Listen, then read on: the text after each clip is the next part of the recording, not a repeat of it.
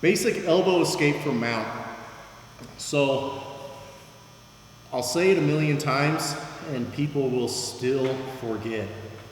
This move is just 3 big shrimp. Overemphasize the shrimp and turn all the way to your side. So I'll show the move and then we'll break it down.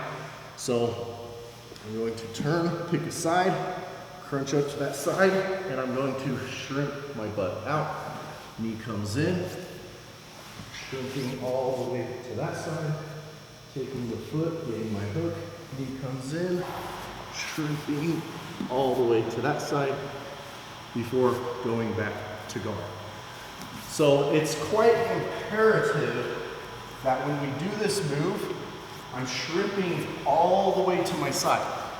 So I initially shrimp. You can see I'm all the way to my side.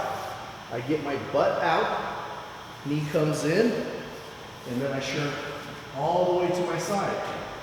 Get my hook, knee comes in, shrimp all the way to my side to get the foot out, walking guard, and going back to neutral. So you can see it's a very active move here. There's a ton of movement on the bottom. So get to your side. I'll say it to my students over and over, and it feels really difficult on the bottom because we have all this weight on us. We have a big guy like this on top of us, and sometimes we get to a point where maybe we're halfway and we go, oh, that's probably good enough. And sometimes it is, and that's the issue. Sometimes when we do things halfway and it works, it reinforces us to do it again that way. But even if you don't need to, when you're practicing with a partner, you're going to need to when this person's resisting. Okay? When this person's just kind of on me and we're drilling, okay, we can kind of get in some bad habits. And this is one of the most important moves in jiu-jitsu, mount escape. And so I don't want this big guy on top of me punching me or attacking me. I've got to get out. And so if we always practice going to our side on that shrimp and really getting the butt up as much as possible, when I do shrimp, you'll be a lot more effective at this. So we'll break this down and you'll see the importance of getting to your side. The more you get to your side, the easier you can move your hips, okay? If I just kind of turn halfway to my side and start trying to shrimp out of here, there's a ton of friction and it's gonna feel really tight. I can barely move if I don't get to my side with a guy this size on me. But as soon as I turn all the way to my side and really lift my butt up into the air, boom, my butt pops out. From here, my knee comes up to the hip, and I'm going to turn all the way to the other side. So I like to catch this arm here and really pull him up on top of me. If he sits back, he's heavy in the legs and heavy on my hips, and it's harder to move my hips. So by pulling him forward, it might feel a little counterintuitive because I might feel all that weight on my chest and make it hard to breathe. But now, because that weight is on my body, it's not in his hips. And so it becomes easier to move. I've turned all the way to my side. I'm going to use this foot to press his leg out so I can get my hook. Sometimes this foot's a little hidden, and so I'm just going to press it out, taking my hook. If I don't get my hook here, he'll just pass the crossbody. Flatten me out, and now I'm in just as bad as a position here.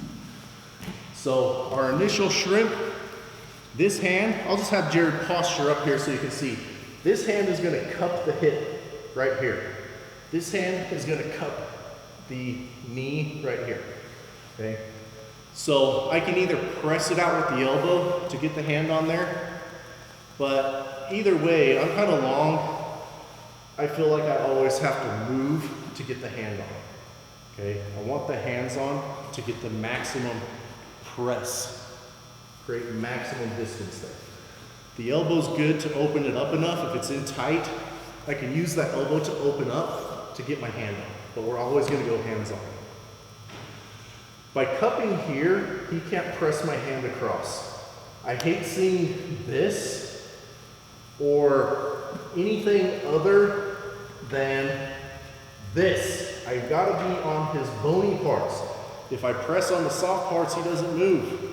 If I press on the bony parts, he actually moves, okay?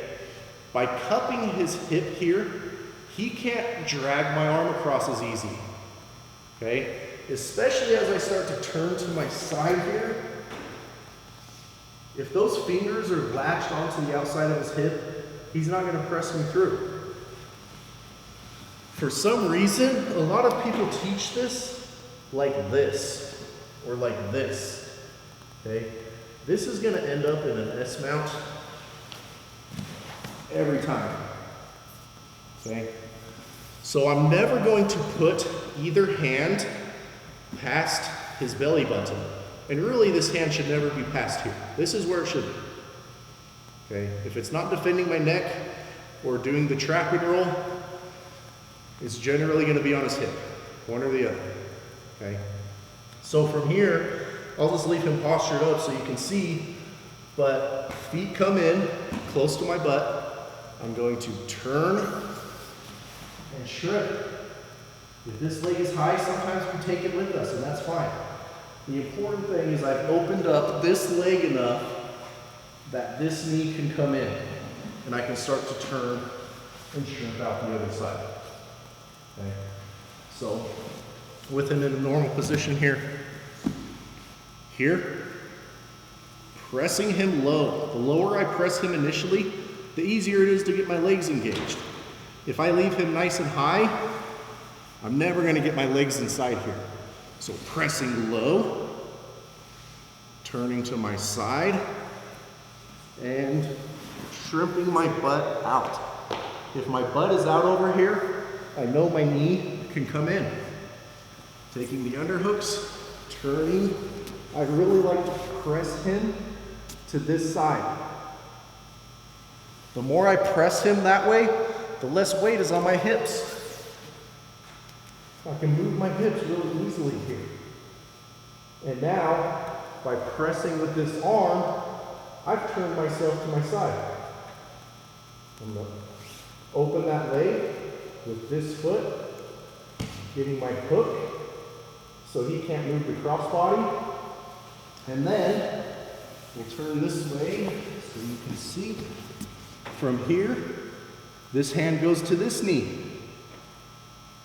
This knee sneaks inside, right to his hip, and I'm gonna press that hip through, and my hips sneak under. Pressing him all the way to this side as I get my hips out. If he crowds in on this leg, I have to be all the way to my side to get this foot out. If I'm not all the way to my side and he really presses that knee in, I can't get that foot out. It's stuck there. And so then we start trying to pull it out this way and it just doesn't work. So I've got to get my hips out and to my side. And hopefully you can see how much space that opens there. Boom. Comes out nice and easy now. Leg goes on top. And sneak back under to complete the guard. Okay. So there's a lot going on here. You can see how active this is. We're moving all over the mat when I do this move. Okay. So without a body, one more time. Cupping the hip, cupping the knee. Pressing him low. I'm going to turn and shrimp. Feet come in close, turning, bringing him up on top of me, pressing him to the side, shrinking out, taking the leg, hooking. Knee comes in, turning, pressing him to this side, shrimping out, circling the foot into guard. So, different angle here. So you can see what's going on with the feet. I'm mounted, hand on the hip, hand on the knee. Feet coming close. I want to be inside of his legs here. If he gets inside of mine, I don't have a lot of power for my shrimp or upa. So sometimes this can become a little bit of a battle. But if I leave him high on me, the higher he is, the harder it is to get inside of his feet. So when I cup his hip and cup his knee and press him low, you can see how that takes his feet low. And now I can actually get my feet inside of his. So one more time, hopefully you can see this.